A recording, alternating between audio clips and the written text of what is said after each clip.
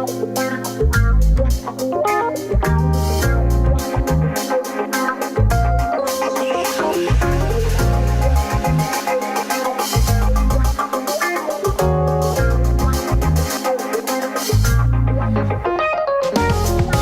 thanks for tuning in and welcome to the pool party. I hope you can swim because we're definitely diving into the deep end with a huge splash of truth, facts, evidence, information, and proof. Swim. Say what you mean.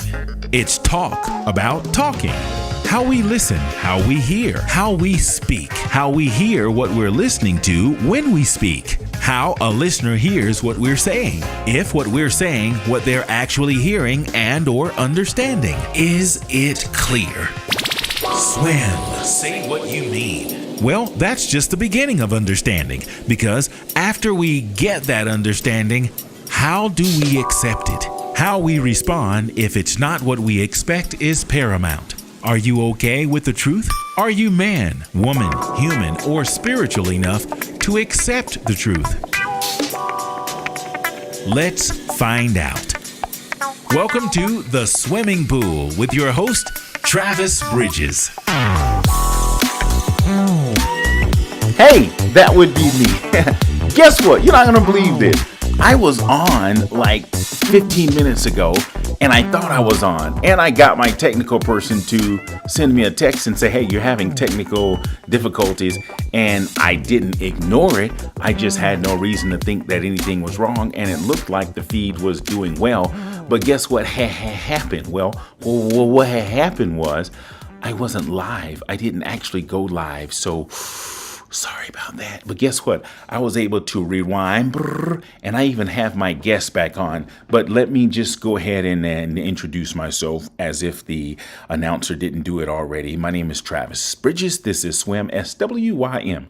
That is the acronym for Say What You Mean. It's important that we say what we mean. Ask me why. If you have to ask why, you probably should listen and go back and listen to so many of my other live streams and then get, my foundation of why I'm here. I think it's important that we say what we mean. I am a firm believer that there's not a question that does not have an answer and a problem that doesn't have a solution. So I like to say, I believe there's an answer to every question and there's a solution to every problem. I strongly believe that. By the way, I am on the road in a very different location. I am at my son's and his wife's crib in Virginia. We're hanging out. We're extending the Mother's Day. And in a few minutes, I have a special Mother's Day edition that I'm doing with my granddaughter. Go figure. I'm stealing the spotlight from Mia's mother by being grandfather on Mother's Day. But that's another story. We'll get into that. I do have a canned guest coming up after that. But right now I'm going to go to the phone because I have a guest standing by and we're going to talk about what we're going to talk about in a few. By the way, I do have the Heat game in the background. It's on mute right now. I've got my son and his wife kind of like waiting because we had a technical issue in the beginning. But guess what? We're on and we're rocking and we're rolling. I've got 6 people here with me. Christine is in the house. Hey, Christine, I appreciate you. And any and everybody else that's watching and listening, I appreciate it. And I should have gotten my message that said, hey, you're small on the screen. So I'll big it up right here and right now. So here I am. Guest that's standing by. Are you there? Yes, I am. Okay, I appreciate that. Okay, well, we went through this already. And we're just going to go through it again, and we're going to do it maybe a little quicker since we got a dry run practice. I'm going to be talking about something that I really don't like using the terminology of. I have quite a few YouTubers that I like and that I listen to regularly. Thank goodness for social media because I don't have to listen to regular programming on TV. I can choose how much and how long I want to listen to stuff, and I'm grateful for that. I'm grateful for having the opportunity to take advantage of technology. But back to my point, there's a few YouTubers that I like, and there's this one that uses this term that I thought I would never use, but I'm going to use it tonight because it's appropriate. It's called marketplace value, and it has to do with people that are in the dating world. people that are married or that are already in relationships, maybe it doesn't apply the same, but marketplace value. And I want to ask you, does it matter who you are, where you're from, what you have, and or what you bring to the table when you are entering or are participating in the dating market? Yes or no? Yes. And it matters because of what? This is a very competitive world, believe it or not. And it's a world of competition inside of it's a siloed world of competition where if you don't have it, you're just not going to go for it. You're not going to go for a date. There are people that wouldn't even put themselves on the market because or they are unemployed or they don't have an education or they feel that all those things are the most important things for which they should be out there trying to date, or that they're going to get questioned of it. And often find that people end up deceiving you because they're not in your wheelhouse. Okay, so I asked you before, and I think you might have stole a little something from me. I'm going to let you get away with it, but I'm going to talk about caliber, where we are and where we are not. And even the Bible, if I can be religious for 10 seconds, talks about being unequally yoked. Naturally, we would think that means something spiritual. If you are from a certain religious background, that means, okay, maybe you should connect or hook up with someone from that same background. But I'm just going to take a risk and say that could mean, several different areas. A millionaire may not be attracted to or in the company of a person who actually has no job, especially if it's a male and or a female, depending on, the market at the time. And a person who's extremely well educated would probably not be in the presence of or in the market for someone who's either uneducated or undereducated. So a person who is very fit may not be into someone who's probably unhealthy or unfit. So do those things matter, and why? Well, again, it's the requirements for being out there in the field. If you decide that you're going to date, it's just like if you're going to go out for an engineering job and you don't have the qualifications to be an engineer, you can't be applying to be an engineer. So in reality, when you're looking for it depends also, in my perspective, I am not of that mindset, but it is what it is out there.